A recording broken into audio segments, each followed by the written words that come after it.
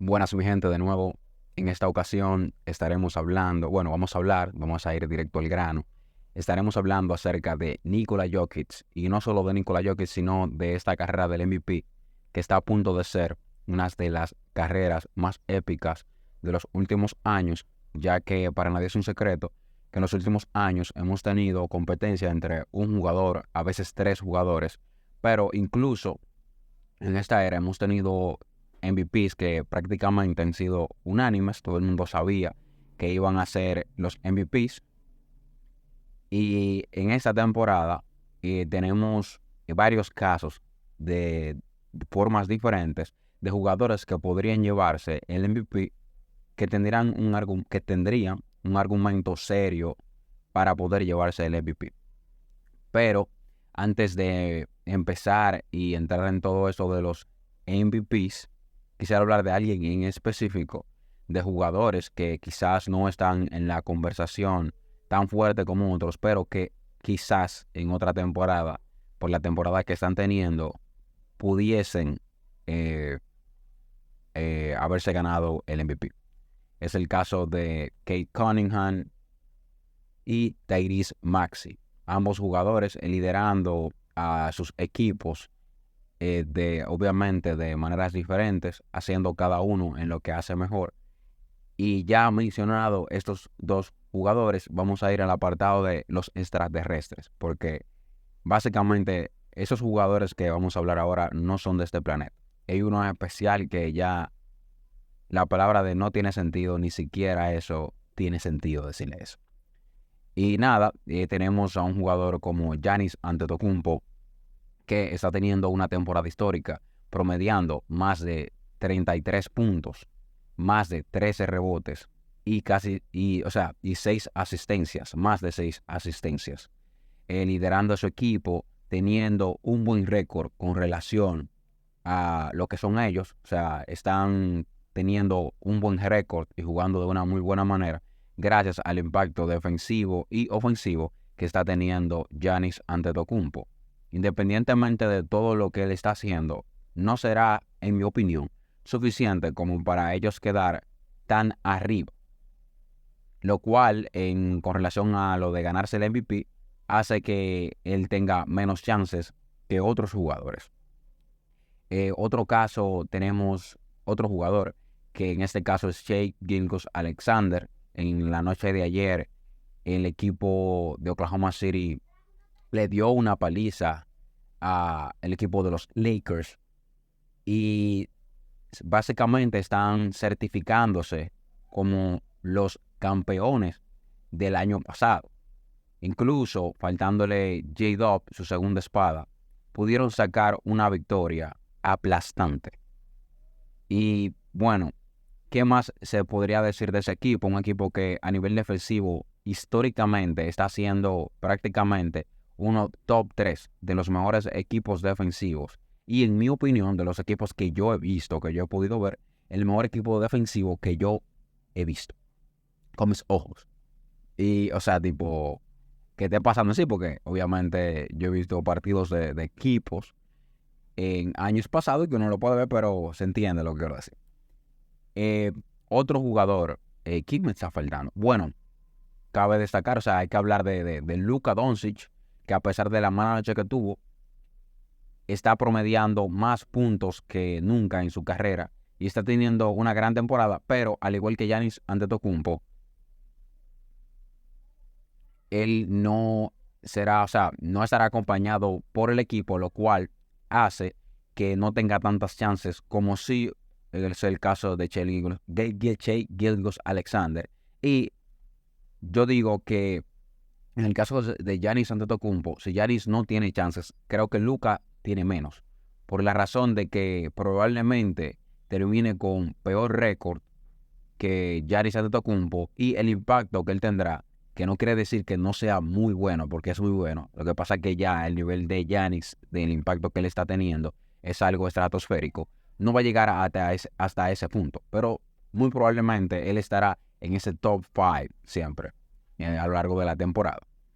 Otro jugador que es un jugador del cual yo le hice un video, que en este caso es Víctor Wembanyama, que también tiene un gran caso para ganarse el MVP. Y están teniendo un tramo, los San Antonio Spurs, donde están teniendo derrotas que pudieron haber sido victorias. Es el caso del partido contra Golden State Warriors. Pero que el equipo de Golden State supo cómo jugarle. Draymond Green hizo un excelente trabajo defendiéndolo. Y a pesar de eso, él tuvo un gran partido. Pero de momento, hay otros jugadores que tienen un caso más fuerte a ganarse el MVP. Y en este caso sería el mismo Shai Gilgeous-Alexander, que ya lo mencioné, que está promediando por encima de 30 puntos. El récord que ellos están teniendo apunta a ser igual o mejor, lo cual es una locura, mejor a lo que tuvieron ellos el año pasado, pero solo han perdido un solo partido. Y el calendario que ellos tienen de ahora en adelante solo son partidos fáciles, partidos que básicamente ellos podrían ganarlos todos. O sea que probablemente ellos terminen ganando más de 15 partidos en lo que queda de esta parte de la temporada. También tenemos al rey eterno, y no sé si se diría rey, pero Nikola Jokic, el Joker, es el jugador que en los últimos años se ha proclamado como el mejor jugador de toda la NBA, sin importar quién esté en el ranking de ganarse el MVP, al igual que LeBron James en su momento, que habían jugadores que se ganaban el MVP y aún así estaba certificado como el mejor jugador de la NBA. Es el mismo caso que está sucediendo con Nikola Jokic. En los últimos 10 partidos está jugando excelente, está jugando de una manera que nunca habíamos visto en toda la historia de la NBA. Él está líder en asistencia, siendo centro, está promediando más de 12 rebotes y está promediando más de 28 puntos, con una efectividad absurda y líder en casi todas las estadísticas avanzadas ofensivas. Y en PER, por ejemplo, en PER él está liderando la liga. En segundo creo que está Giannis Antetokounmpo. Pero lo que este jugador está haciendo hace que en muchas ocasiones se le subestime demasiado, porque ya se vuelve rutinario la grandeza de él se vuelve rutinaria. Y es algo que es un poco... El año pasado hice un video hablando de que le iban a robar el MVP por esas mismas razones, porque él estaba siendo el mejor jugador y el que mejor impacto estaba teniendo en su equipo y básicamente en la NBA. Y sin importar eso, o sea, se le dieron el MVP a Shai Gilgeous-Alexander, que muchas personas puedan pensar que se le está faltando el respeto cuando uno dice que él no se lo ganó. Pero la realidad es que Shai tuvo una temporada histórica, sí, y tuvo una temporada merecida de un MVP. Pero la temporada de Nikola Jokic no tuvo ningún tipo de sentido. Entonces es como que él fue muy bueno, pero Nikola Jokic fue mejor, simplemente. Y por eso yo hice ese video hablando de cómo se le iba a robar el MVP a Nikola Jokic y al final terminaron robándoselo. Ya en esta temporada podría darse el caso, pero ya básicamente como ya lo hicieron una vez, en este caso puede ser que no se hable tanto, o sea, con ese tipo de narrativa forzada de que Shai se debe ganar el MVP por un reguero de números que al final, cuando tú los pones en la balanza, no hay forma de que Nikola Jokic no sea mejor. Y, por ejemplo, en la comparativa de Giannis Antetokounmpo y Nikola Jokic, que hay muchas personas que consideran al mismo Giannis mejor por la parte de que él es un two-way, es un jugador que puede impactar del lado ofensivo y del lado defensivo, tengo para decirles que hay que entender lo siguiente, y esto puede aplicar en todos los deportes, no solo en baloncesto. Imaginemos que yo soy un jugador que lo único que hago del lado ofensivo es tirar de media. Un ejemplo, que para muchos o estadísticamente es el peor tiro considerado de todos los tiros que usted puede tirar, a pesar de que lo tire más o menos con un buen porcentaje. Supongamos que yo solo tiro de media, ¿verdad? ¿Qué sucede? Yo tirando de media, yo soy un jugador que impacto de manera tal que mi equipo gana, a pesar de no tener los mejores compañeros. Hay equipos que tengan mejores jugadores que yo. No es que yo tengo el mejor récord, pero sigo excediendo las expectativas y haciendo mejores a mis compañeros con esa sola habilidad que yo tengo. Hago que mis compañeros jueguen mejor. Y se ve demostrado en las estadísticas de cuando yo juego, cómo yo puedo impactar el juego y cómo yo puedo hacer esa gran diferencia en cuanto a las victorias, incluso si yo no defiendo. Entonces, ¿a qué voy con esto?